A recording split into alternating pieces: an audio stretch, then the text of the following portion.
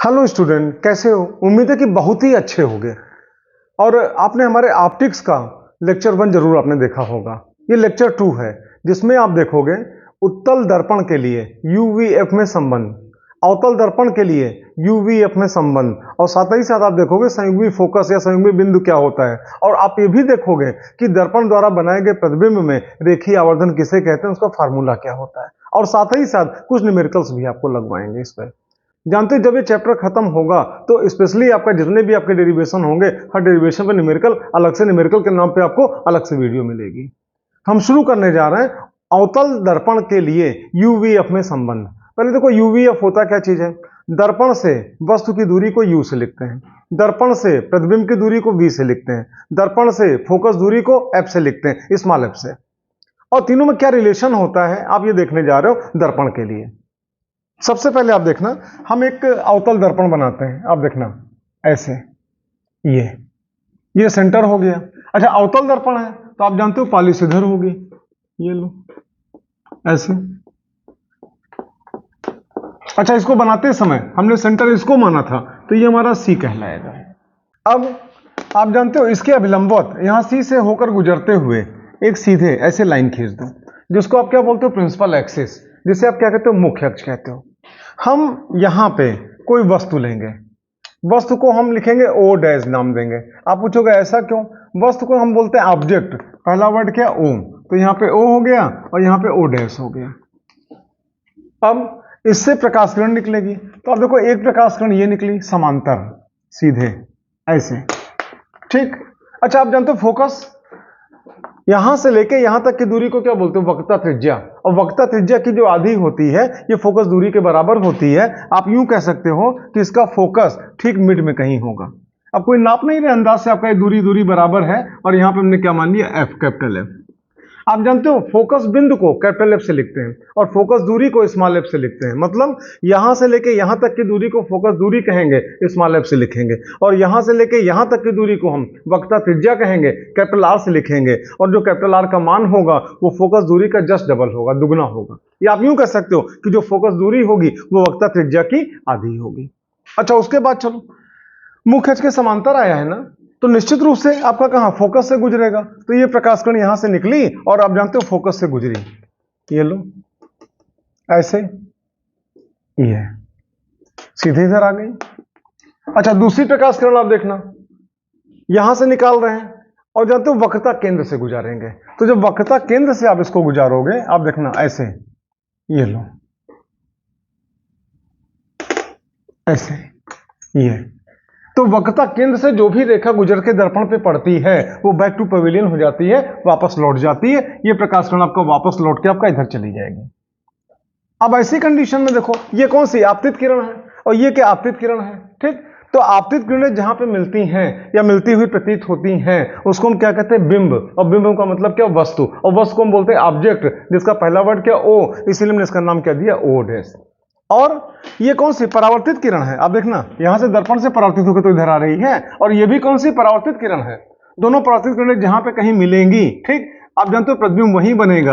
आप इस बिंदु को यहां पे आई कह सकते हो, ठीक। और आप यहां पे देखना सीधे डायरेक्ट आप ऐसे मिलाओ, ठीक। तो यहां पे आप देखोगे आई और आई डैश हो गया, आई, और यहां पे इसको आई डैश बोलेंगे। आप जानते हो प्रतिबिंब बना और प्रतिबिंब वस्तु के सापेक्ष क्या उल्टा बना और छोटा बना और वास्तविक बना।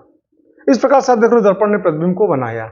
एक बार फिर आपको समझा दें, ये जो वक्रता केंद्र सी से जो प्रकाश किरण गुजरी दर्पण पे पड़ी, और अगर आपको यहीं से कहें कि आप देखो यहां पे इस बिंदु पे अभिलंब खींचो तो यही रेखा अभिलंब होगी और यही आपका प्रकाश किरण जा रही है। आपतन कोण का मान क्या, 0 है, तो परावर्तन कोण का मान भी क्या होगा, 0 होगा। प्रकाश किरण इस प्रकार से ऐसे जाएगी। अब इसी डायग्राम में आप देखना, हम इस बिंदु का नाम कुछ दे दें, मान लो ए, ठीक। इस बिंदु का नाम कुछ दे दें बी। साथ ही साथ आप देखना ये आपका, इसको हम कहते हैं ध्रुव, इसको पी से लिखेंगे। और आगे देखना दर्पण का नाम कुछ दे दो आप यहाँ पे, मान लो इस सिरे आपका यहाँ पे M1 हो गया तो इसका नाम M1 मान लिया, और इस सिरे का नाम यहाँ पे M2 हो गया। मतलब दर्पण का नाम क्या, M1 M2। एक काम यहाँ पे और करेंगे, बिंदु ए से मुख्य अक्ष पे एक लंब गिराएंगे। आप देखना ये लो ऐसे, इसका भी कुछ नाम देना है। मान लो इसका नाम ने यहाँ पे N दे दिया। एन कहाँ से? आप जानते हो अभिलंब को नॉर्मल बोलते हैं, पहला वर्ड के एन। इस प्रकार से आपने डायग्राम देखा, आप जानते हो वस्तु आपका ओ डैश है और उसका प्रतिबिंब आई डैश है, वस्तु के सापेक्ष उल्टा छोटा तथा वास्तविक प्रतिबिंब बना। यहां से लेकर और यहां तक की दूरी, मतलब कौन? कैपिटल एफ, फोकस बिंदु तक की दूरी, इसको आप क्या बोलोगे? Small F. और बिंदु पी से लेकर आई तक की दूरी को आप क्या बोलोगे? स्मॉल वी, प्रतिबिंब की दूरी। और पी से लेकर ओ तक की दूरी को आप क्या कहोगे? स्मॉल यू से लिखोगे वस्तु की दूरी। मतलब अगर आपसे कहें कि वस्तु की दूरी कितनी, तो आप जानते हो पी ओ, और जिसको किससे लिखेंगे? यू से।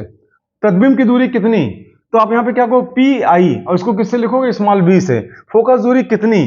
पी एफ, ठीक, और इसको किससे लिखेंगे? स्मॉल एफ से। और एक जानकारी और आपको दें, दर्पण के बाईं तरफ की सारी दूरियां माइनस चिन्ह के साथ, दाईं तरफ की सारी दूरियां प्लस चिन्ह के साथ, मुख्य अक्ष के ऊपर की दूरियां प्लस चिन्ह के साथ, और मुख्य अक्ष के नीचे की दूरियां माइनस चिन्ह के साथ व्यक्त की जाती हैं।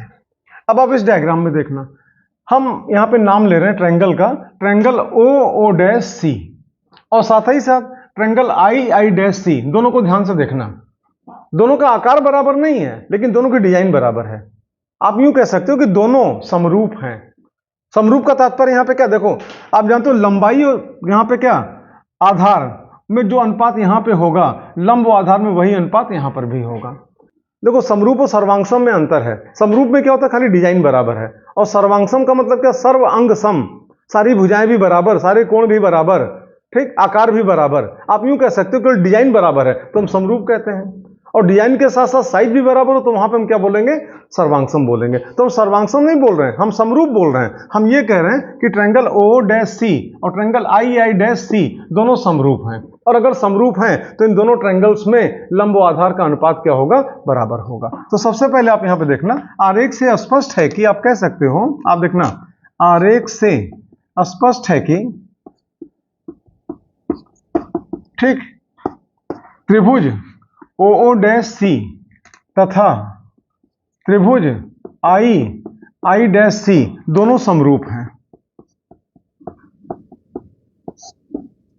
ठीक।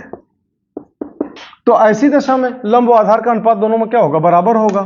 आप कह सकते हो तो ऐसी दशा में दोनों त्रिभुजों में, ऐसी दशा में दोनों त्रिभुजों में लंब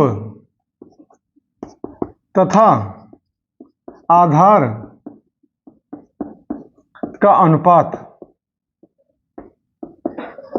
बराबर होगा। आप देखना, लंब तथा आधार का अनुपात बराबर होगा। अतः चलो, तो आप पहले ट्रायंगल में हो, कौन सा? O dash C. लंब का नाम क्या है? ओ डैश, ठीक, और आधार का नाम क्या है? ओ सी। अब आप चाहे ओ सी को चाहे सी ओ बोलो, ठीक।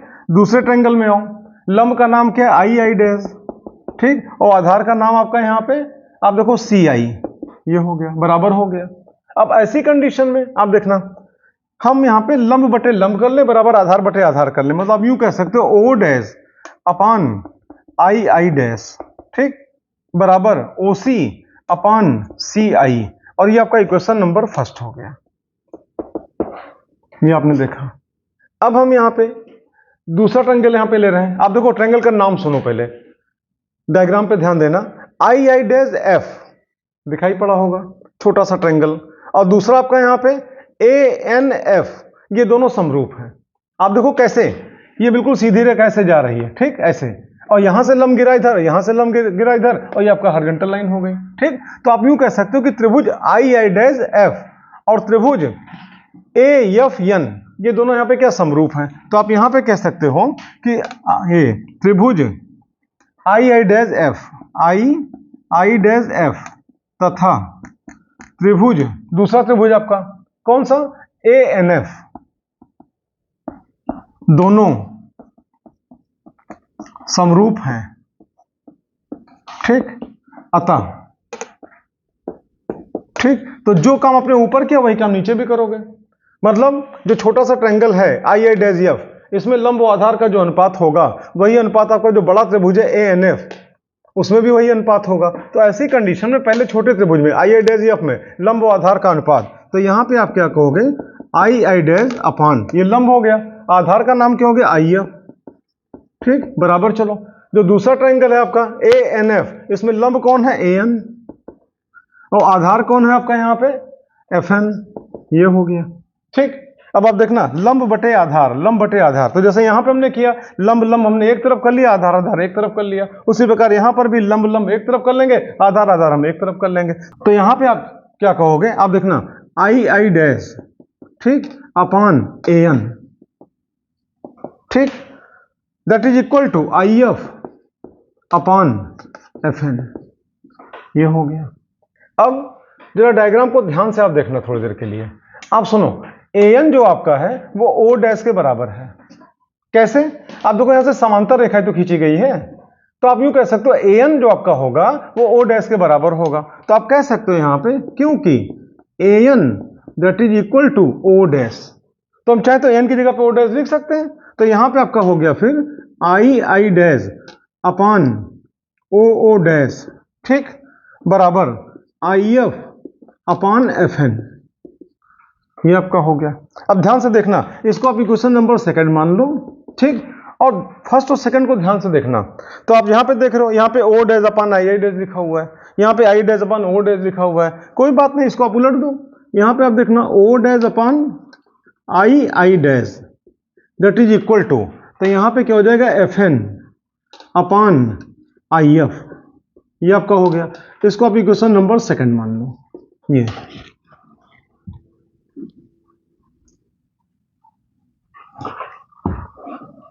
ठीक, इक्वेशन फर्स्ट इक्वेशन सेकंड दोनों को ध्यान से देखना, दोनों का लेफ्ट हैंड साइड बराबर है, तो निश्चित रूप से राइट हैंड साइड भी क्या होगा? बराबर होगा।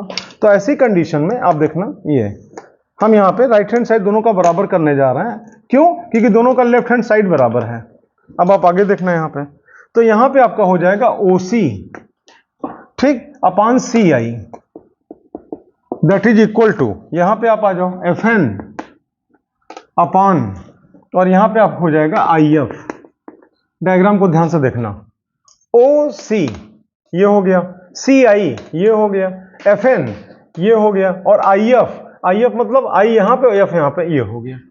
देखो वर्टिकल वाले आपके सब किनारे हो गए। अब जितना भी आपका यहां पे है डिस्टेंस, सबके सब हॉरिजॉन्टल में डिस्टेंस है।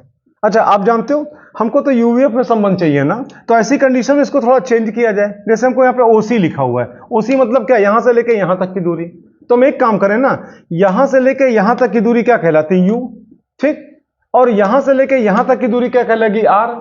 तो हम एक काम ना करें, OC लिखा हुआ है, तो आप सुनो, अगर हम आपका इसमें से इसको घटा दें, मतलब कौन सा? O से लेके P तक की दूरी में से C से लेके P तक की दूरी को घटा दें, तो OC हमको मिल जाएगी। तो आप एक काम करो, यहां पे आप देखना OP माइनस, ठीक, अब चाहे OP को चाहे PO को, हालांकि सारी दूरियां इधर से मापी जाती हैं, कहते हैं PO भी कहना चाहिए, ठीक है। आप जानते हो डिस्टेंस का नाम पे वही लिखोगे, इसलिए हम सीधे आपका OP बोल दे रहे हैं। आप देखो OP माइनस CP, ये चलो देखो OC है ये, ठीक, तो आप जानते हो OP माइनस CP, तो OP में CP आपने घटाया, OC निकल आई। अच्छा, फिर CI है, तो CI आपकी ये डिस्टेंस हुई। आप जानते हो यहां से लेके यहां तक की दूरी क्या R है, और यहां से लेके यहां तक की दूरी क्या कहलाएगी? V, क्योंकि प्रतिबिंब की दूरी है, ठीक। तो अगर आप जानते हो इस दूरी में से इस दूरी को घटाएं तो ये दूरी हमको मिल जाएगी, ठीक। तो यहाँ पे CI लिखा हुआ है, तो इसको अगर हम चाहें यहाँ पे, तो आप यूं कह सकते हो CP माइनस, और फिर आपका यहाँ पे क्या हो जाएगा? IP, ठीक। आप देखो CP में से अगर IP घटाएंगे तो ये हमको मिल जाएगा CI, ठीक। अच्छा, फिर आप यहां पे आ जाओ, इक्वल करो FN मतलब क्या? ये दूरी हुई। तो आप जानते हो P से लेके और F तक की जो दूरी होगी ये फोकस दूरी कहलाती है, ठीक। अच्छा, दूसरी बात आप देखना यहां पे, जो आपका यहां पे M से लेके P तक की दूरी है, ठीक, तो इसको हम नेग्लिजिबल मानेंगे। क्यों नेग्लिजिबल मानेंगे? इसको आप समझना, जो मिरर है, अब देखो आपको बेहतर समझ में आ जाए, काफी बड़ा करके हमने दिखाया। जो हम यूज करते हैं जनरली बहुत छोटा मिरर होता है, उसका द्वारक बहुत छोटा होता है, M1 से लेके M2 तक की दूरी क्या होती है? बहुत कम होती है। तो जब आपका द्वारक बहुत छोटा होगा तो बिंदु A इतनी दूर नहीं होगा, बिंदु A आपका P के बिल्कुल करीब होगा, यहाँ इसी के आसपास होगा। और तब जब लंब गिराओगे तो आप जानते हैं ये दूरी इतनी छोटी आपको मिलेगी, UVF की तुलना में दूरी प्रकाशिका नेग्लिजिबल होगी, ठीक है। तो जो आपके यहाँ पे FN लिखा हुआ है, तो अगर हम चाहें यहाँ पे, तो FN की जगह पे सीधे आपके यहाँ पे FP भी लिख सकते हैं। आप देखना F और P, क्यों? क्योंकि आप जानते हो FN लगभग बराबर आपका यहां पे क्या हो जाएगा? FP के। क्यों इक्वल है? समझ पाए कि नहीं? आप देखना ये M1 से लेके M2 तक की दूरी को हम कहते हैं दर्पण का द्वारक। और आप जानते हो यूज जो करते हैं बहुत छोटे द्वारक का, दर्पण का हम प्राय इस्तेमाल करते हैं। तो जब द्वारक बहुत छोटा होगा तो बिंदु ए इतनी दूर नहीं होगा, P के बिल्कुल करीब होगा, और जब P के बिल्कुल करीब होगा लंब गिराओगे तो ये जो आपका डिफरेंस आएगा वो इतना कम आएगा, एक प्रकार से उपेक्षणीय होगा। ऐसी कंडीशन में F से लेके आपका N तक ये दूरी और ये दूरी लगभग आपके यहाँ पे क्या बराबर मान ली गई, FP सीधे लिख दिया गया। अच्छा, अब उसके बाद आओ IF। तो IF का मतलब क्या, I से लेके F की दूरी। तो आप जानते हो P से लेके I तक की दूरी क्या है, V, और P से लेके F तक की दूरी क्या है आपका, स्मॉल f, फोकस दूरी। तो आप जानते हो इसमें से इसको घटा दो, ये निकल आएगा। तो IF की जगह पे आपका यहाँ पे क्या हो गया, IP माइनस, और फिर यहाँ पे क्या हो जाएगा, FP, ये हो गया। अब सारी वैल्यू रखी जाए, चिन्ह के साथ रखना, बाईं तरफ की दूरी माइनस चिन्ह के साथ, दाईं तरफ की दूरी प्लस चिन्ह के साथ। फिलहाल दाईं तरफ कोई दूरी है भी नहीं दर्पण के उधर उस पार, ठीक। अब आप यहाँ पे आओ, OP। OP का मतलब क्या, O से लेके P तक की दूरी, मतलब दर्पण से वस्तु की दूरी। तो इसको आप किससे लिखोगे, U से, और माइनस चिन्ह के साथ, क्योंकि आप जानते हो बाईं तरफ की दूरी किस में होती है, माइनस में होती है, और वस्तु की दूरी को U से लिखते हैं। फिर माइनस, फिर यहाँ पे CP। CP का मतलब क्या, ये, ठीक। वक्रता त्रिज्या किससे लिखी जाएगी, R से, क्योंकि बाईं तरफ है। तो यहाँ पे क्या होगा, माइनस R अपान, चलो फिर CP आपका। तो CP का तात्पर्य यहाँ पे क्या, C से लेके P तक की दूरी, तो ये किससे लिखी जाएगी, माइनस R। फिर यहाँ पे माइनस का सिंबल हो गया। अब यहाँ पे IP। तो आप जानते हो I मतलब क्या, प्रतिबिंब की यहाँ से दर्पण से दूरी, तो किससे लिखा जाएगा, V से। तो यहाँ पे क्या हो गया, माइनस V, इक्वल करो FP, मतलब P से लेके F तक की दूरी, फोकस बिंदु तक की दूरी, जिसको आप क्या कहते हो, फोकस दूरी, किससे लिखते हो, स्मॉल f से लिखते हो। और आप जानते हो बाईं तरफ मापी जा रही है, तो किसमें होगा, माइनस में। ये माइनस हो गया F अपान, फिर IP।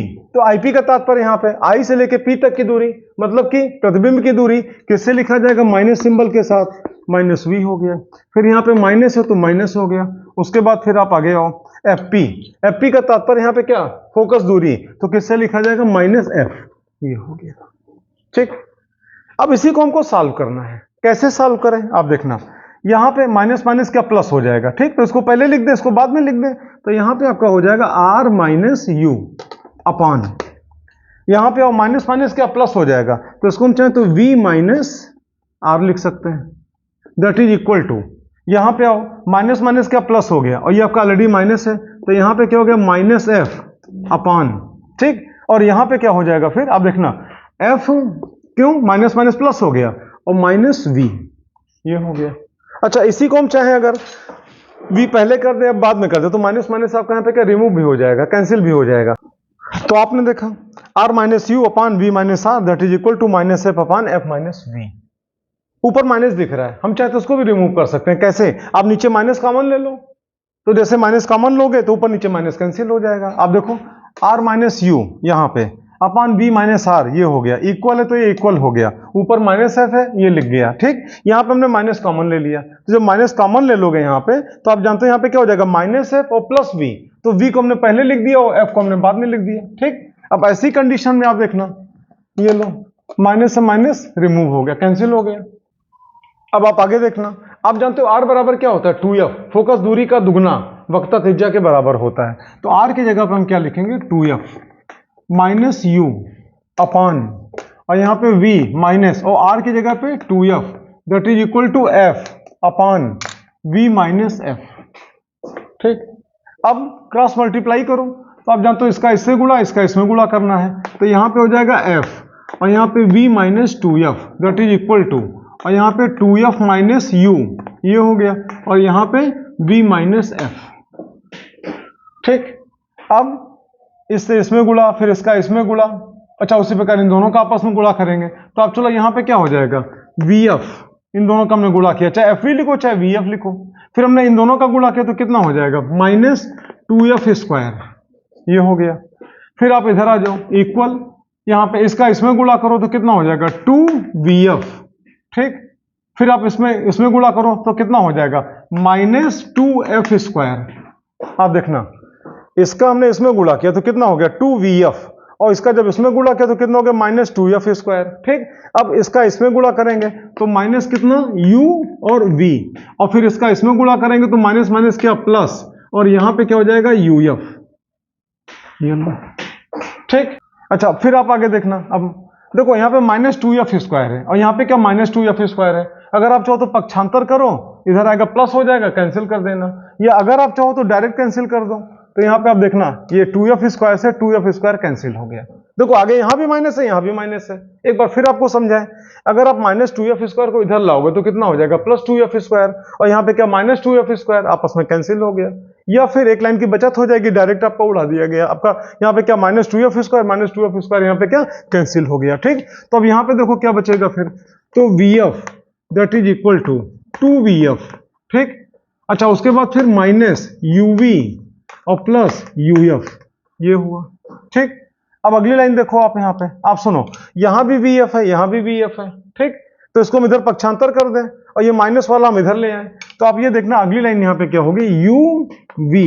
हमने क्या किया, जो -uv है इसको हम इधर ले आए, तो क्या +uv हो गया, कोई सिंबल नहीं लगा तो क्या प्लस माना जाएगा।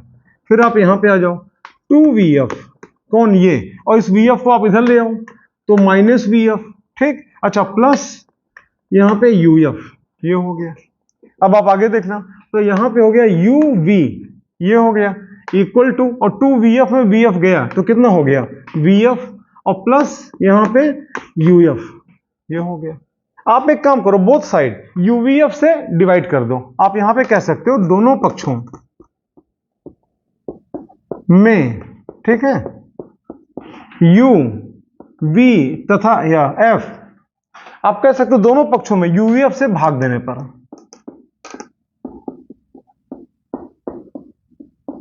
चलो आप भाग दे दो, तो यहां पे uv अपान uvf, यहां पे vf अपान uvf, और यहां पे uf अपान uvf। ठीक, अब देखो क्या क्या कैंसिल हो रहा है। अब देखो uv, ठीक, तो uv कैंसिल हो गया, यहां पे vf, ठीक, तो आप देखो v और f ये कैंसिल हो गया। फिर यहां पे uf, तो uf यहां पे और u और f यहां पे कैंसिल हो गया। तो इस प्रकार देखो नेक्स्ट लाइन आपकी क्या निकल के आ रही है, 1/f that is equal to 1/u और प्लस 1/v। ठीक, ये आप यूं कह सकते हो 1/v plus 1/u that is equal to 1/f। ये आपका फार्मूला निकल के आया, किसके लिए, दर्पण के लिए, मिरर के लिए। और कौन सा मिरर, कॉनकेव मिरर। अगर न्यूमेरिकल आपको मिले, u का मान, v का मान दिया, f का मान पूछे, आप रख के निकाल दो, या फिर आपका v का मान और f का मान दिया हुआ, u का मान पूछे, आप निकाल सकते हो। आप यूं कह सकते हो uvf में किन्हीं दो का मान देके तीसरा का मान पूछेगा, आप इस फार्मूले में मान रखना, खट से आप निकालना, आप जान जाओगे प्रतिबिंब कहां बनेगा, कैसा बनेगा, वस्तु कहां होगा, प्रतिबिंब की दूरी क्या होगी, सारी जानकारी आपको मिल जाएगी। आपने देखा अवतल दर्पण के लिए uv अपने रिलेशन आपने देखा। अब इसके बाद हम चलते थे उत्तल दर्पण के लिए यूवीएफ में क्या रिलेशन होता है। देखो उत्तल दर्पण के लिए यूवीएफ में संबंध अगर हम चाहते तो पूरे बोर्ड पे हम डेरिवेशन करके रखते, केवल हमको समझाना रहता, लेकिन हम चाहते हैं कि नहीं, आप बोर्ड पे हमको डेरिवेशन करते हुए आप देखो, हर एक स्टेप को आप समझो। और अभी अपने अवतल दर्पण को देखा, यूवीएफ में क्या रिलेशन होता है, अगर आप उसको समझ गए तो उत्तल दर्पण बड़ी आसानी से आप समझ जाओगे। क्यों? क्योंकि आधी थ्योरी बिल्कुल वही है। आप देखो हमने इधर की थ्योरी मिटा दी, लेकिन इधर की थ्योरी अभी लिखी हुई है। इसलिए लिखी हुई है कि अभी उत्तल दर्पण बनाएंगे, समझाएंगे, और इतनी थ्योरी वहां पे क्या कॉमन होगी। आप हेडिंग में भी आप देखो सब कुछ वही लिखा हुआ है, बस अवतल को हमने वहां पे चेंज करके उत्तल कर दिया, और इतनी थ्योरी भी वही लिखी है। अभी हम जब समझाएंगे आप देखोगे इतनी थ्योरी कॉमन रहेगी। सबसे पहले हम यहाँ पे उत्तल दर्पण एक बनाते हैं, आप देखना, ये इस प्रकार से हमने लिया, ऐसे ये ठीक, और इसको बनाते समय सेंटर हमने इसको माना, और क्योंकि उत्तल दर्पण है आप जानते हो पालिश इधर होगी ऐसे, ये ठीक। चेहरा हमको क्या इधर से दिखेगा, तो हमने क्या किया, सबसे पहले इसका मुख्य अक्ष खींचा। मुख्य अक्ष के लिए क्या करेंगे, आप देखो ये सेंटर है, जब उसको हम खींच रहे थे तो हम जानते हो सेंटर इसको माने हुए थे, ये सेंटर हो गया, और सेंटर से यहाँ पे इसके मिड पे ठीक अब लंबवत हमने आर पर एक रेखा खींच दिया ऐसे, ये, और यहाँ पे ऐसे, ठीक। तो ये क्या कहलाएगा, प्रिंसिपल एक्सिस, मुख्य अक्ष कहलाएगा।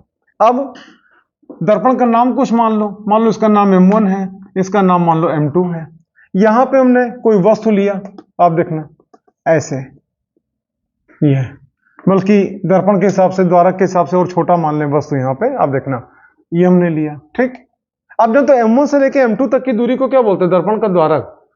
तो ऐसी कंडीशन में अगर वस्तु काफी बड़ा हो जाएगा तो समांतर किरण ले जाने में हमको दिक्कत होगी, इसीलिए आपका वस्तु को हमने थोड़ा छोटा कर लिया कि समांतर किरणें जाएं, दर्पण पे पड़े। तो आप यहां पे देखना, यहां से एक प्रकाश किरण समांतर आई, दर्पण पे आपतित हुई, ठीक। और दूसरी किरण को हम किधर भेजेंगे? ये वक्रता केंद्र है, दूसरी किरण को हम वक्रता केंद्र की तरफ भेजेंगे। आप देखना ऐसे, ये आप पूछोगे ऐसा क्यों? क्योंकि दोनों के लिए हमको नियम मालूम है, जो समांतर आई है वो फोकस से गुजरेगी और जो वक्रता केंद्र की तरफ आएगी वो बैक टू पवेलियन हो जाएगी, उसी रास्ते पे वापस लौट जाएगी। अभी तुरंत आपने समझा है। तो ऐसी कंडीशन में आप देखो, आप जानते हो इस बिंदु को हम क्या कहते हैं? ध्रुव कहते हैं। इसका नाम P हो गया, वस्तु का नाम यहाँ पे क्या? O डैश हो गया, ठीक। अच्छा, ये जो आपका आपतन बिंदु है इसका नाम मान लो A मान लो। ये जो आपका आपतन बिंदु है इस किरण के लिए, इसका नाम यहाँ पे क्या? B मान लो। अब ऐसी कंडीशन में ये मुख्य अक्ष के समांतर आई है, फोकस से गुजरेगी। पहले देखो फोकस कहां पे होगा, तो आप जानते हो ये ध्रुव, ये वक्रता केंद्र, यहां से यहां तक की दूरी क्या कहलाएगी? कैपिटल R, वक्रता त्रिज्या, और इसकी आधी होती है फोकस दूरी। मतलब फोकस कहां पे होगा? इसके मिड में कहीं होगा, इस जगह पे। ये हमने कैपिटल F लिख दिया, ये फोकस बिंदु हो गया।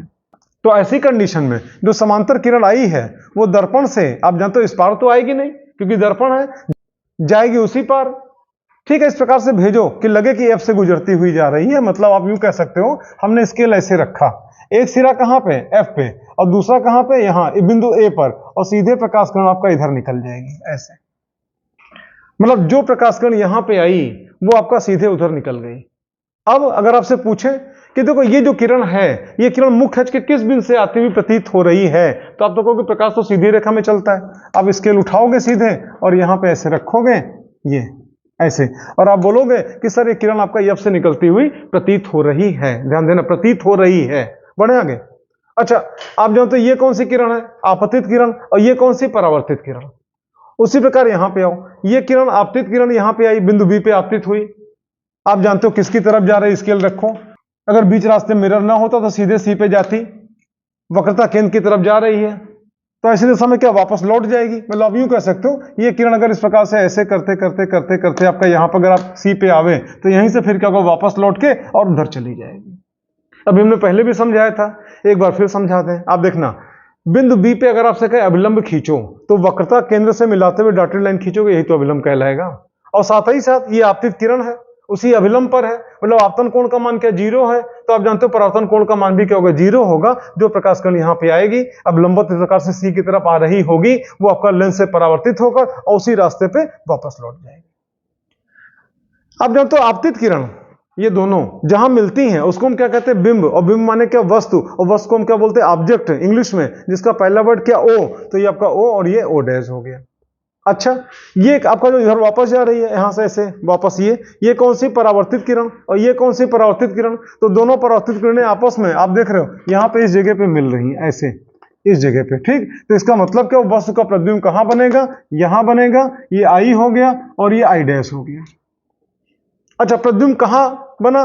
दर्पण के पीछे बना, वस्तु से छोटा बना, वस्तु के सापेक्ष सीधा बना और आभासी बना।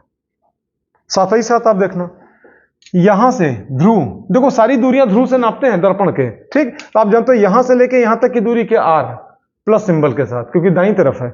यहां से लेके यहां तक की दूरी, ये फोकस है ना, ये फोकस बिंदु, तो यहां से लेके यहां तक की दूरी स्मॉल f प्लस सिंबल के साथ, ठीक। क्यों? क्योंकि दाईं तरफ है। और यहां से लेके यहां तक की दूरी क्या? V, प्रतिबिंब की दूरी है, और किसमें? प्लस सिंबल के साथ। क्यों? क्योंकि दाईं तरफ है। और यहां से लेके यहां तक की दूरी U माइनस सिंबल के साथ। क्यों? क्योंकि बाईं तरफ है। अब ये किरण आरेख आपने देखा। अब हम चलते हैं यहाँ पे जो हमने पहले थ्योरी लिख रखी है। अब देखो अवतल दर्पण वाली बिल्कुल सेम थ्योरी यहां तक चलेगी क्वेश्चन नंबर 2 तक। कैसे? आप देखो, आरेख से स्पष्ट है कि त्रिभुज O डैश C, आप देखो O डैश C, ये ठीक, तथा त्रिभुज I dash C, I dash C, ये दोनों समरूप हैं। भाई आप जानते हो, एक ट्रायंगल अगर इस प्रकार से ऐसे है और एक ट्रायंगल आपका इसी के अंदर बन गया, तो बड़ा ट्रायंगल और छोटा ट्रायंगल दोनों समरूप हुआ कि नहीं हुआ? अगर समरूप हुआ तो बड़े ट्रायंगल में लंब आधार में जो भी अनुपात होगा, छोटे ट्रायंगल में लंब आधार में वही अनुपात होगा। तो ऐसी कंडीशन में देखो, ऐसी दशा में दोनों त्रिभुजों में लंब तथा आधार का अनुपात एक समान होगा या बराबर होगा। अतः तो बड़े त्रिभुज में आओ, तो बड़े त्रिभुज में क्या? O डैश अपान OC, ये लो यहां तक, बराबर आई आई डैश छोटे ट्रायंगल में अपान आई सी या सी आई। ठीक, ये आपका हो गया। अच्छा, अब हम क्या करें, लंब बटे आधार, लंब बटे आधार, तो लंब लंब को हमने एक तरफ कर लिया, आधार आधार को एक कर लिया, इक्वेशन नंबर फर्स्ट हो गया। अब उसके बाद फिर triangle I I dash F, आप डायग्राम में देखो आई आई डैश एफ ये ट्रायंगल, और साथ ही साथ ट्रायंगल ए एन एफ। आप देखो यहाँ पे ए एन एफ क्या चीज है, हम यहाँ पे बिंदु ए से एक लंब गिराएंगे ऐसे ऐसे यहाँ पे, और इसका नाम क्या हो गया एन। ठीक, तो जरा आप देखना यहाँ पे triangle I I dash F, I I dash F, ठीक, और triangle A N F, A N F, ये दोनों क्या समरूप हैं, कैसे आप खुद यहाँ पे देखना। आप सुनो, ए एन एफ आपका इस प्रकार से है, जैसे आप देखो यहाँ पे ऐसे ए, आप देखो ए, और यहाँ पे क्या एन, और यहाँ पे क्या एफ, ये हो गया, और उसी के अंदर ही आपका ये है ऐसे आई आई डैश एफ। आप ध्यान से देखना। ठीक, तो बड़ा ट्रायंगल कौन है, ए एन एफ, छोटा ट्रायंगल कौन, आई आई डैश एफ, ये दोनों समरूप हुए कि नहीं हुए, और जब समरूप हुए तो बड़े ट्रायंगल में लंब आधार में जो अनुपात होगा, छोटे ट्रायंगल में लंब आधार में वही अनुपात होगा। तो उसी प्रकार से आप यहाँ पे देखना, देखो आई आई डैश क्या है आपका, छोटे त्रिभुज में आपका यहाँ पे लंब, और आई एफ छोटे त्रिभुज में आधार, बराबर ए एन बड़े त्रिभुज में लंब, और एफ एन आपका बड़े त्रिभुज में आधार, ये हो गया। ठीक, तो लंब बटे आधार, लंब बटे आधार, हमने क्या किया, लंब आपका यहाँ पे इकट्ठा कर लिया और आधार हमने यहाँ पे इकट्ठा कर लिया। तो आप यहाँ पे देख रहे हो I I dash upon A N बराबर I F upon F N हो गया। अच्छा, आप ये भी जानते हो, डायग्राम में देखना, यहां से समांतर तो आपका यहाँ पे किरण गई है, इसका नाम ए है, इसका नाम एन है, तो निश्चित रूप से ये और ये दोनों क्या होंगे, बराबर होंगे, मतलब ओ डैश और ए एन दोनों क्या होंगे, बराबर होंगे। तो आप यहाँ पे देखो ए एन बराबर क्या, ओ डैश, तो हमने ए एन की जगह पे ओ डैश लिख दिया, तो इस प्रकार से आपका निकल के आया आई I dash upon O dash बराबर I F upon F N. या इसी को हम चाहे तो उलट दें, तो ओ dash upon I I dash बराबर कितना हो गया, F N upon I F, ये आपका इक्वेशन नंबर सेकंड हो गया। इतनी पूरी लाइन अवतल दर्पण में भी लिखी गई थी, और इतनी पूरी लाइन आपका उत्तल दर्पण में भी लिखी जा रही है, हमने कोई चेंज नहीं किया। चेंज अब आगे होगा। समीकरण 1 व समीकरण 2 की तुलना कर दो। आप यहां पे देखना, समीकरण 1 व समीकरण, ठीक है, 2 की तुलना करने पर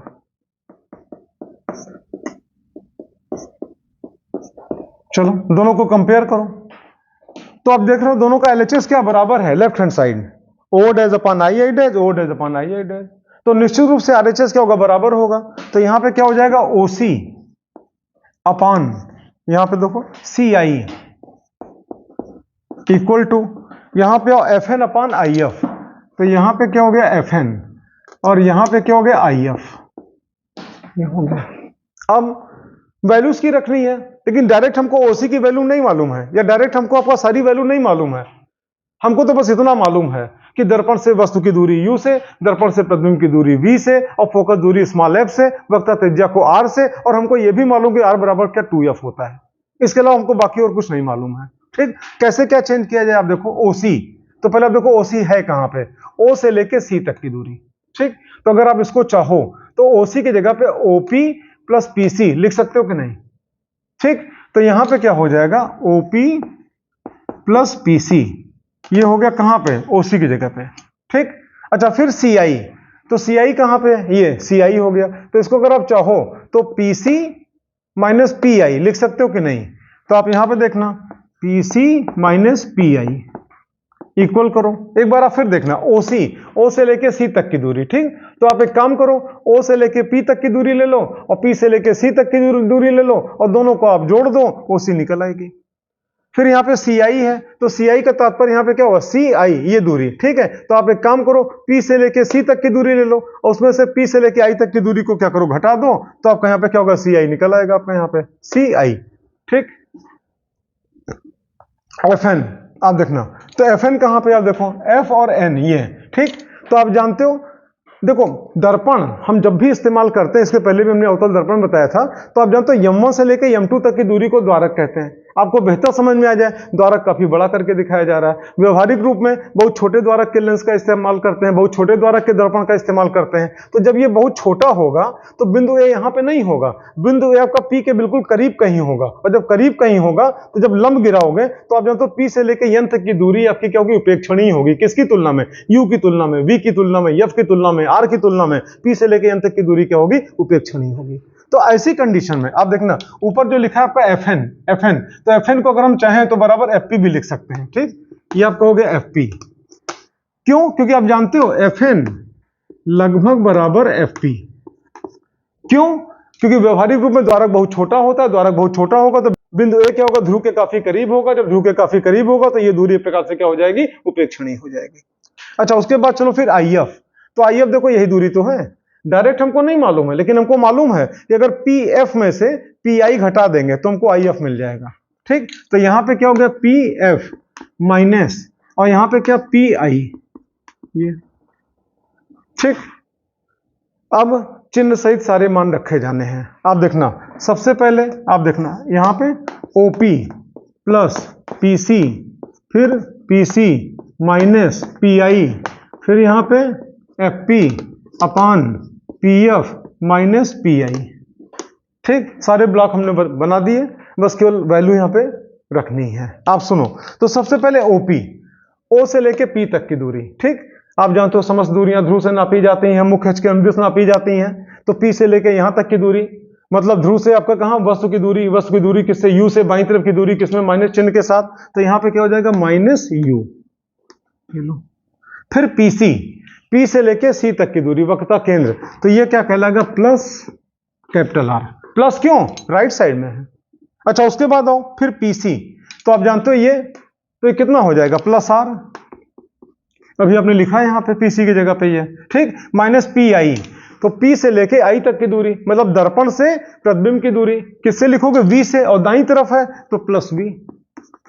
ये हो गया। उसके बाद देखना फिर एफ पी, तो एफ पी का मतलब आप देखो एफ पी मतलब दर्पण से फोकस बिंदु की दूरी, मतलब फोकस दूरी दाईं तरफ है तो किस सिंबल के साथ, प्लस स्मॉल एफ। आपको फिर याद दिलाएं, फोकस बिंदु को कैपिटल एफ से और फोकस दूरी को स्मॉल एफ से। आप देखो हमने स्मॉल एफ का प्रयोग किया है। ठीक, अच्छा उसके बाद चलो फिर पी एफ। ठीक, तो आप जानते हो पी एफ या एफ पी एक ही बात तो हुई। पी एफ आप देखो पी से लेके एफ तक की दूरी, यही तो हुआ, तो ये क्या कहलाएगा आपका, प्लस एफ। ठीक, फिर यहां पे माइनस करके पी आई, पी से लेके आई तक की दूरी, तो आप जानते हो आई का मतलब क्या, प्रतिबिंब की दूरी, किससे लिखोगे, वी से, दाईं तरफ है प्लस में, तो यहां पे क्या हो गया, प्लस वी। ये हो गया। अब थोड़ा सा इसको सावधानी पूर्वक सॉल्व कर लिया जाए, चिन्ह का जरूर विशेष यहां पे ध्यान रखना। आप देखो प्लस प्लस का गुणा क्या, प्लस ही होगा, तो एक काम करें, ये माइनस है तो अगर हम चाहें यहां पे तो आर माइनस यू ऐसे लिख सकते हैं ये। ठीक, अच्छा यहां पे आप देखना प्लस माइनस का गुणा क्या हो जाएगा, माइनस हो जाएगा, और ये ऑलरेडी प्लस में है ही है, तो यहां पे क्या हो गया, आर और minus V that is equal to, यहां पे क्या हो जाएगा, एफ अपान। ठीक, ये प्लस में और ये माइनस प्लस का गुणा क्या होगा, माइनस में, तो यहां पे क्या हो जाएगा, एफ माइनस वी। ये हो गया। अब हम जानते हैं आर बराबर क्या होता है, 2f, तो जहां पे आर दिख रहा है यहां पे तो यहां पे क्या 2f लिख दें, तो यहां पे क्या हो जाएगा, 2f minus U upon 2f minus V that is equal to f upon f minus V. ये आपने देखा। चलो ठीक, अब क्रॉस मल्टीप्लाई करें, इसका इसमें गुणा करें, इसका इसमें गुणा करें, तो नेक्स्ट लाइन जब आप लिखोगे यहां पे तो ये बराबर आपका हो जाएगा, मान लो इसका हमने पहले इसमें गुणा कर दिया। ठीक, तो यहां पे हो जाएगा f और इस जगह पे आप आ जाओ 2f माइनस वी। ठीक, हमने इसका इसमें गुणा कर दिया। ठीक, अब इसका इसमें गुणा होगा तो यहां पे क्या हो जाएगा, 2f माइनस यू, और फिर यहां पे क्या, f माइनस वी। ठीक, ये लो क्रॉस मल्टीप्लाई किया, इसका इससे गुणा किया तो कितना हो गया, f और यहां पे 2f माइनस वी। आप देखो फिर हमने इसका इसमें गुणा किया तो यहां पे कितना हो गया आपका, देखो 2f माइनस यू और यहां पे क्या, f माइनस वी। अब इसको सॉल्व करते हैं। आप देखना पहले इसका इसमें गुणा करो तो कितना हो जाएगा, 2f स्क्वायर, इसका हमने इसमें गुणा किया, फिर इसका इसमें गुणा करो कितना हो जाएगा, माइनस vf। ठीक, फिर आप यहां पे इक्वल का सिंबल लगाओ, अब इसका इसमें गुणा करो तो कितना हो जाएगा, 2f स्क्वायर, फिर इसका इसमें गुणा करो क्या हो जाएगा, माइनस 2vf। ये हो गया। फिर आप इनको पकड़ो, माइनस यू का f में गुणा करो तो यहां पे क्या हो जाएगा, माइनस uf। ठीक, और फिर इसका इसमें गुणा करो तो क्या हो जाएगा, प्लस uv। ये आपने देखा। अब सुनो, यहां पे 2f स्क्वायर है और यहां पर भी 2f स्क्वायर है। अगर हम इस 2f² को उधर भेज दें तो क्या हो जाएगा, -2f², और एक 2f² पहले से बैठा हुआ है, दोनों आपस में कैंसिल हो जाएंगे। तो चाहे पक्षांतर करो तब कैंसिल करो, या एक लाइन की बचत हो जाएगी, आप डायरेक्ट कैंसिल कर दो। ये लो, नेक्स्ट लाइन आप देखो फिर क्या आएगा। आप देखना यहां पे -vf that is equal to -2vf, ठीक, -uf और प्लस uv, ये निकला। अब देखो vf दो जगह लिखा हुआ है, यहां भी लिखा है और यहां भी लिखा है, तो ये आपका -2vf है, इसको हम इधर ले आए तो +2vf हो जाएगा। तो यहां पे हो गया फिर 2vf और -vf that is equal to यहां पे uv और -uf, ये हो गया, ठीक। अब आप आगे चलो, इसके बाद देखना फिर, तो यहां पे कितना हो जाएगा, vf that is equal to uv, ठीक, और यहां पे -uf, ये हो गया। अब हम एक काम करें, बोथ साइड हम यहां पे क्या डिवाइड कर दें uvf से, तो आप यहां पे हो, दोनों पक्षों में uvf से भाग करने पर, दोनों पक्षों में, ठीक है, uvf से भाग करने पर, चलो भाग किया जाए। तो यहां पे क्या हो गया, vf अपान uvf, यहां पे uv अपान uvf और -uf, ठीक, अपान uvf, ठीक। अब आप देखो कैंसिल क्या क्या हो रहा है, यहां पे vf से vf कैंसिल हो गया, ठीक, यहां पे आओ uv से uv कैंसिल हो गया, फिर यहां पे uf से u और f कैंसिल हो गया, ठीक। तो इस प्रकार से आप देखोगे यहां पे अगली लाइन आएगी 1/u that is equal to 1/f और -1/v, ये निकला। अब एक काम करो, f को एक तरफ रखो, uv को आप एक तरफ ले आओ, तो -1/v है ना, इसको आप इधर ले आओ, तो यहां पे हो गया 1/v प्लस 1/u और that is equal to 1/f, ठीक। ये आपने देखा उत्तल दर्पण के लिए uvf में संबंध। और एक विशेष बात आपने देखी होगी, अवतल दर्पण के लिए भी uvf में संबंध यही निकला था, 1/v plus 1/u that is equal to 1/f, ठीक। तो देखो रिलेशन दोनों के लिए, चाहे उत्तल हो चाहे अवतल हो, यही रिलेशन होगा। एक बार फिर बोल दें, 1/v plus 1/u that is equal to 1/f। फिर आप पूछोगे क्या दोनों में कोई अंतर नहीं है? हाँ है, बिल्कुल अंतर है। अंतर जानते हो? अंतर आप पैदा करोगे तब जब आप यहाँ पे uvf का मान रखोगे।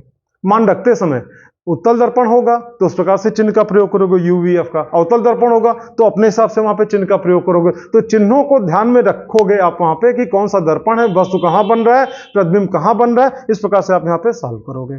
और एक जानकारी आपको दें, ये तो दर्पण में देखा, अभी आगे चल के आप पढ़ोगे लेंस के बारे में, और लेंस के बारे में जब पढ़ोगे वहां पर भी हम uvf में संबंध निकलवाएंगे। तब संबंध जानते हो क्या निकलेगा, 1/v minus 1/u that is equal to 1/f, चाहे उत्तल लेंस हो और चाहे अवतल लेंस हो। लेकिन उसके लिए आपको थोड़ा वेट करना पड़ेगा, पहले दर्पण की पूरी पढ़ाई कर लो, फिर प्रकाश का अपवर्तन पढ़ाएंगे और उसके बाद फिर आपका लेंस पे लेके चलेंगे, तब वहां पर डेरिवेशन कराएंगे। आपको सिर्फ इतना समझना है कि उत्तल दर्पण है और चाहे अवतल दर्पण है तो उसमें क्या होगा, 1/v plus 1/u that is equal to 1/f। और उत्तल लेंस है और चाहे अवतल लेंस है तो उसमें फार्मूला क्या निकलेगा, 1/v minus 1/u that is equal to 1/f, जो कि आगे आपको पढ़ना है। अब आगे चलते हैं। इसके बाद फिर संयुग्मी फोकस या संयुग्मी बिंदु क्या होता है, आप देखना सामने यहाँ पे एक डायग्राम बना हुआ है। इस डायग्राम को हम कंप्लीट करते हैं, आप सुनना। आप देख रहे हो यहाँ पे एक अवतल दर्पण है, कॉन्केव मिरर, इसका नाम कुछ मान लो M1, यहाँ पे M2, ठीक। ये इसको बनाते समय हमने सेंटर इसको माना था, तो ये क्या कहलाएगा, वक्रता केंद्र। यहां से लेके यहां तक की दूरी क्या कहलाएगी, वक्रता त्रिज्या। बाईं तरफ है माइनस में, और आप जानते हो वक्रता त्रिज्या की आधी दूरी कर दो तो ये बराबर क्या होता है, फोकस दूरी। तो आप जानते हैं इन दोनों का मिड यहाँ पे है, तो यहां से लेके यहां तक की दूरी क्या कहलाएगी, फोकस दूरी। स्मॉल एफ से लिखी जाएगी, बाईं तरफ है किसमें, माइनस सिंबल के साथ। यहां पे एक वस्तु रखा है, परिमित आकार का वस्तु है, वस्तु का नाम क्या, O डैश। आप देखो यहां से एक प्रकाश किरण निकली, आप देखो यहां से एक प्रकाश किरण निकली जो कि मुख्य अक्ष के क्या समांतर है, दर्पण से परावर्तित हुई, ठीक, और फोकस से होकर गुजरी ऐसे, ये ठीक। दूसरी प्रकाश किरण वक्रता केंद्र की तरफ गई। आप कई बार समझ चुके हो, वक्रता केंद्र की तरफ से जो जाएगी, वक्रता केंद्र से होकर जो गुजरेगी वो दर्पण से परावर्तित होकर और बैक टू पवेलियन हो जाएगी, मतलब उसी रास्ते पे ऐसे वापस हो जाएगी। ये आपतित किरण, ये आपतित किरण, आपतित दोनों किरणें जहां पर कहीं मिलते हैं उसको आप क्या कहते हो? बिंब। बिंब का मतलब क्या होता है? वस्तु। और ये परावर्तित किरण और ये परावर्तित किरण दोनों जहां मिलते हैं उसको आप क्या कहते हो? प्रतिबिंब, इमेज, आई आई डैश। आप देख रहे हो वस्तु के सापेक्ष उल्टा प्रतिबिंब बना, वस्तु से क्या छोटा प्रतिबिंब बना और वास्तविक प्रतिबिंब बना। अब ऐसी कंडीशन में जानते हो, अगर वस्तु को यहां पे रखें प्रतिबिंब यहां बन गया, और अगर वस्तु को यहां पे रखें तो प्रतिबिंब यहां बन जाए, तो इन दोनों बिंदुओं को हम क्या कहेंगे? संयुग्मी फोकस या संयुग्मी बिंदु। आप यूं कह सकते हो कि किसी एक बिंदु पर रखी वस्तु का प्रतिबिंब दूसरी बिंदु पर बने, और दूसरी बिंदु पर रखी वस्तु का प्रतिबिंब अगर पहली बिंदु पर बन जाए, तो ऐसी दशा में उन दोनों बिंदुओं को हम क्या कहते हैं? संयुग्मी बिंदु कहते हैं, या उसी को हम संयुग्मी फोकस भी कहते हैं। अच्छा, उत्तल दर्पण में अगर देखा जाए तो उत्तल दर्पण में यह घटना संभव नहीं हो पाएगी। क्यों? क्योंकि आप जानते हो वस्तु यहां पे रखा है और प्रतिबिंब दूसरी तरफ बन रहा है। ठीक है, वस्तु को यहां पे रख के प्रतिबिंब आपने बना लिया, लेकिन अगर आपसे कहें कि वस्तु को यहां पे रखो तो क्या प्रतिबिंब यहां बनेगा? कभी नहीं बनेगा। क्यों? क्योंकि इधर पालिशदार सतह है, प्रकाशकण इस पार से इस पार आएगी ही नहीं। तो आप यूं कह सकते हो कि संयुग्मी बिंदु या संयुग्मी फोकस केवल अवतल दर्पण में ही संभव है, उत्तल दर्पण में संभव नहीं है। और संयुग्मी बिंदु होता क्या है? आप यूं कह सकते हो कि दर्पण के सामने मुख्य अक्ष पर कोई दो ऐसे बिंदु कि एक बिंदु पर रखी वस्तु का प्रतिबिंब दूसरी बिंदु पर बने और दूसरी बिंदु पर रखी वस्तु का प्रतिबिंब पहली बिंदु पर बने, तो उन दोनों बिंदुओं को आप क्या बोलोगे? संयुग्मी बिंदु कहोगे आप यहां पे। ठीक है, या कॉन्जुगेट पॉइंट्स आप बोलोगे, या उसी को हम संयुग्मी फोकस भी कहते हैं। आप जानते हो दर्पण के द्वारा जब प्रतिबिंब बनता है तो प्रतिबिंब की लंबाई और वस्तु की लंबाई के रेशियो को, अनुपात को, निष्पत्ति को, जिस किसी नाम से आप पुकारो, उसको हम क्या कहते हैं? रेखीय आवर्धन। यानी कि आप यूं कह सकते हो रेखीय आवर्धन बराबर क्या होगा? प्रतिबिंब की लंबाई बटे वस्तु की लंबाई। हम देखते हैं अवतल दर्पण द्वारा बने प्रतिबिंब में रेखीय आवर्धन का फार्मूला क्या होगा, हम उसका डेरिवेशन करने चल रहे हैं। सामने डायग्राम में आप देख रहे हो एक कॉन्केव मिरर है, अवतल दर्पण, एक वस्तु सामने, उसका नाम क्या? O dash. वस्तु से प्रकाश किरणें निकल रही हैं। देखो निकलने के नाम पे तो तमाम किरणें निकलेंगी, इधर भी जाएंगी, इधर भी जाएंगी, इधर भी जाएंगी, उधर भी जाएंगी। हम केवल उन किरणों को ले रहे हैं जिनके बारे में नियम हमको मालूम है। 3 किरण हमने लिया और ऐसी ऐसी किरण ले जिनके बारे में हमको नियम मालूम है। आपको दिखाएं, पहली किरण ये जा रही, मुख्य अक्ष के समांतर है, आप पढ़ चुके हो, परावर्तन के पश्चात फोकस से गुजरेगी, ये फोकस है, गुजर रही है। दूसरी किरण ये सीधे यहां से निकल के कहां? ध्रुव पे गई। आप जानते हो ये जो मुख्य अक्ष है ये प्रकार से ध्रुव पे क्या होगा? अभिलंब होगा, और ये क्या कहलाएगा? आपतन कोण। देखो इस किरण के लिए ये आपतित किरण है बिंदु P पर, आप जानते हो अभिलंब ये हो गया कौन? मुख्य अक्ष। तो ये क्या कहलाएगा? आपतन कोण। और आपतन कोण बराबर क्या होता है? परावर्तन कोण के। ठीक, जितना कोण ये है उतना कोण यहां बनाते हुए ये किरण इधर निकल रही, इसके बारे में भी नियम मालूम है। तीसरी किरण आप देख रहे हो वक्रता केंद्र से गुजर रही है, बैक टू पवेलियन। आप जानते हो यहां से सीधे यहां पहुंची और यहीं से फिर वापस लौट गई। क्यों लौट गई? कई बार हम समझा चुके हैं। अब देखो तीनों परावर्तित किरणें यहीं पे आके मिल रही हैं। इसका मतलब क्या हुआ कि प्रतिबिंब कहां बनेगा? इसी जगह पे बनेगा, आई आई डैश। और तीनों किरणें यहीं से तो निकल रही हैं, तो आप जानते हो तीनों आपतित किरणें यहां पे मिल रही हैं, तो आप जानते हो ये क्या? बिंब हुआ। बिंब मतलब क्या? वस्तु हुआ जिसका नाम क्या? O dash. और ये परावर्तित किरण जो यहां से ये आई, और ये परावर्तित किरण और ये परावर्तित किरण, तीनों परावर्तित किरणें यहां पे मिल रही हैं, तो आप जानते हो प्रतिबिंब कहां बना? ये आई आई डैश। वास्तविक प्रतिबिंब है, वस्तु के सापेक्ष क्या? उल्टा है, छोटा है, और वास्तविक प्रतिबिंब है। और आप जानते हो यहां पे क्या? दर्पण के बाईं तरफ ही है। अब ऐसी कंडीशन में आपको समझाएं रेखीय आवर्धन के बारे में। अभी आपने देखा था, इसके पहले हमने आपको बोला स्मॉल m से लिखते हैं, ये बराबर क्या होता है? प्रतिबिंब की लंबाई बटे वस्तु की लंबाई। तो प्रतिबिंब की लंबाई क्या है? I I dash.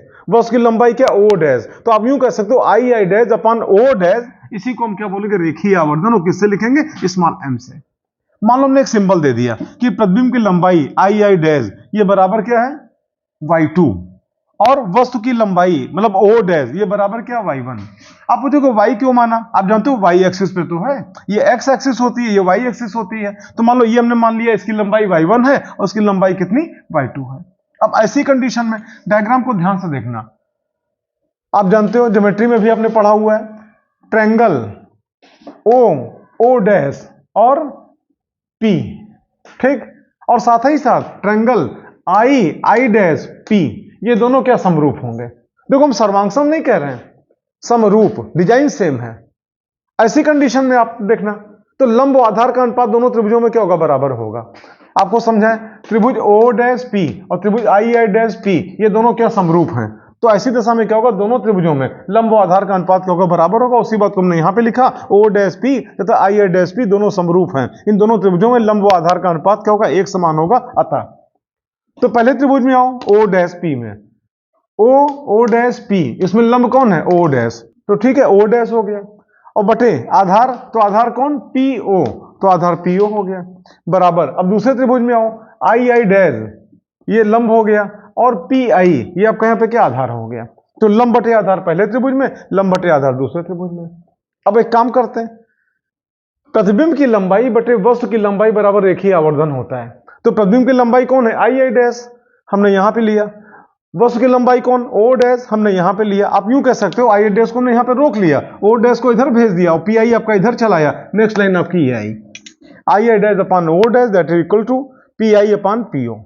अब चिन्ह सहित मान रखेंगे, आई आई डैश अभी आपने माना प्रतिबिंब की लंबाई कितनी, y2 है, ठीक, तो हमने y2 लिखा, लेकिन आगे माइनस का सिंबल लगा दिया। क्यों लगाया, आप जानते हो मुख्य अक्ष के क्या नीचे है, y2 हो गया।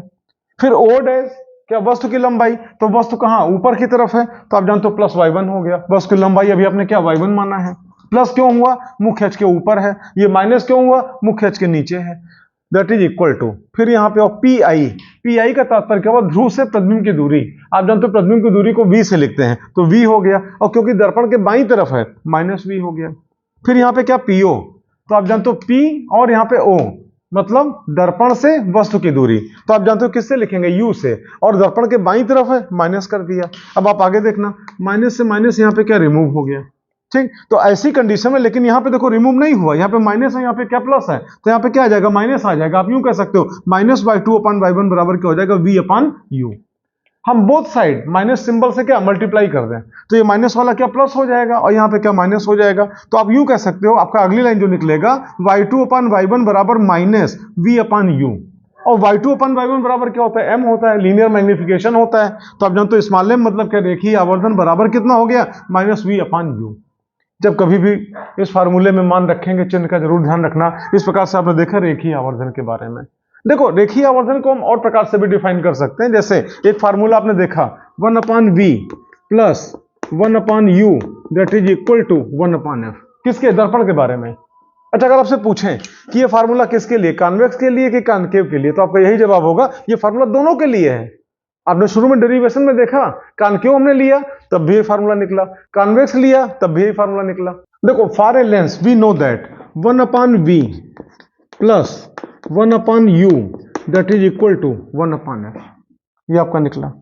आप एक काम करो, बोथ साइड v से मल्टीप्लाई कर दो, इधर भी उधर भी, ठीक। तो जब v से मल्टीप्लाई करोगे, आप देखना, तो यहां पे v प्लस यहां पे u, यहां पे f, ठीक, और v से आपने मल्टीप्लाई किया तो v यहां पर भी आ गया, v यहां पर आ गया और v यहां पे आ गया। अब आप आगे देखना, v से v यहां पे क्या कैंसिल हो गया, तो फिर आप आगे देखना v अपान u, और अभी आपने क्या देखा, v अपान u जो आपका होगा ये बराबर क्या हो जाएगा m के, लेकिन माइनस m, ध्यान रखना, क्योंकि आप जानते हो माइनस v अपान u बराबर क्या होता है, m के होता है। तो आप यहां पे देखना पहले, तो v अपान u ये ऐसे that is equal to minus m, ये ठीक, और बराबर यहां पे हो गया v अपान f, और यहां पे प्लस, और ये कैंसिल हो गया 1। इस प्रकार से आप देख रहे हो 1 माइनस, आप जानते हो प्लस और माइनस को मल्टीप्लाई करो क्या होगा, माइनस होगा, m that is equal to v upon f। या आप यूं कह सकते हो m को उधर भेज दो, तो आप जानते हो प्लस हो जाएगा, तो और इसको आप इधर ले आओ, तो यहां पे हो जाएगा 1 minus v upon f that is equal to m। या आप यूं कह सकते हो m that is equal to 1 minus v upon f। ये आपका एक फार्मूला ये भी निकल आया।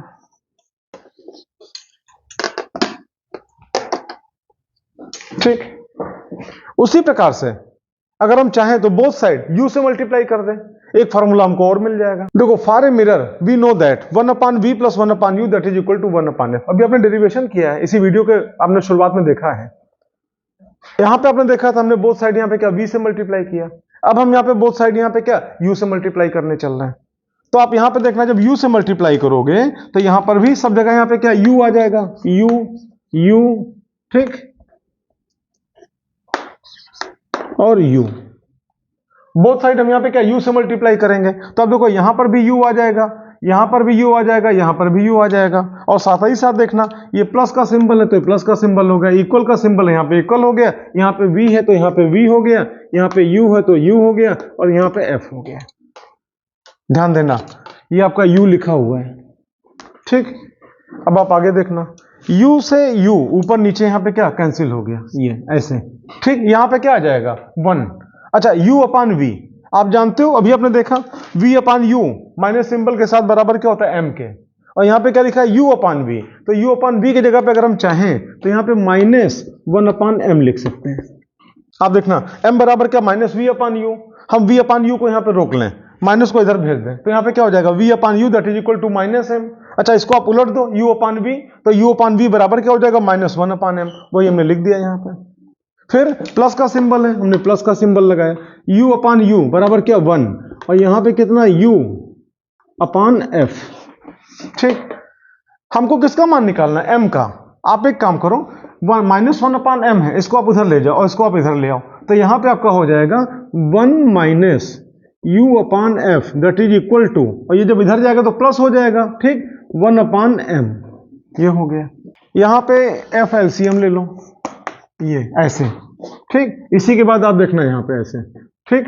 आप देखना f एलसीएम हो गया, तो यहाँ पे क्या हो जाएगा f, और यहाँ पे माइनस, और यहाँ पे u that is equal to, u है ये, ठीक, 1 अपान m। तो इस प्रकार से m that is equal to f upon f minus u।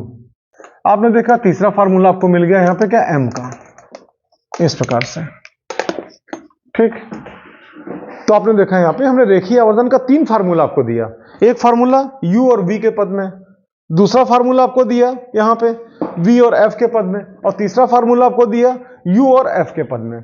जहां जैसी आवश्यकता हो, मान लो कोई न्यूमेरिकल मिलता है उसमें u f का मान दिया हुआ है, रेखीय आवर्धन पूछा गया तो आप इसका प्रयोग करना, v और f का मान दिया है, रेखीय आवर्धन पूछता है तो आप इसका प्रयोग करना, u और v का मान दिया है, रेखीय आवर्धन पूछता है, आप इसका प्रयोग करना। कुछ टेक्निकलिटीज की वजह से वीडियो बहुत लंबी नहीं बनाई जा सकती है, तो इसको हम यहीं पर रोक रहे हैं। ये हमारा ऑप्टिक्स का लेक्चर 2 था, जिसमें आपने दर्पण के बारे में देखा। इसी के बाद अगला वीडियो हमारा रिलीज होगा ऑप्टिक्स का लेक्चर 3, जिसमें अभी हम दर्पण के बारे में और जानकारी आपको देंगे और कुछ न्यूमेरिकल्स भी लगवाएंगे। और जब ये खत्म हो जाएगा तो फिर आपका हम प्रकाश के अपवर्तन के बारे में शुरू करेंगे। अपवर्तन का नियम क्या है, क्रांतिक कोण क्या होता है, ठीक, और लेंस क्या होता है, किसी भी आपका अपवर्तक पृष्ठ के द्वारा प्रकाश का अपवर्तन किस प्रकार से आपका होगा, ठीक, सारी जानकारी आपको मिलेगी। हमारे ऑप्टिक्स के सीरीज को लेक्चर नंबर 1 से लेके लास्ट तक आप देखना। आप किसी भी कंपटीशन में बैठोगे आप निराश नहीं होगे, आप निश्चित रूप से आप क्वेश्चन सॉल्व करके ही आओगे। मिलते हैं अगले लेक्चर में ऑप्टिक्स के लेक्चर नंबर 3 में। That's all, best of luck.